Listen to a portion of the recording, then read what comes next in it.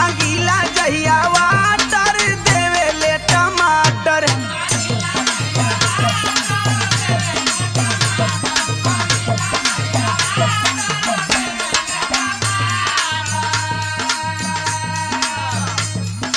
थोड़ा पढ़ के इंग्लिश बोले सीधा ना है बैंड है जो मेरा हसी, जो मेरा हसी बैंड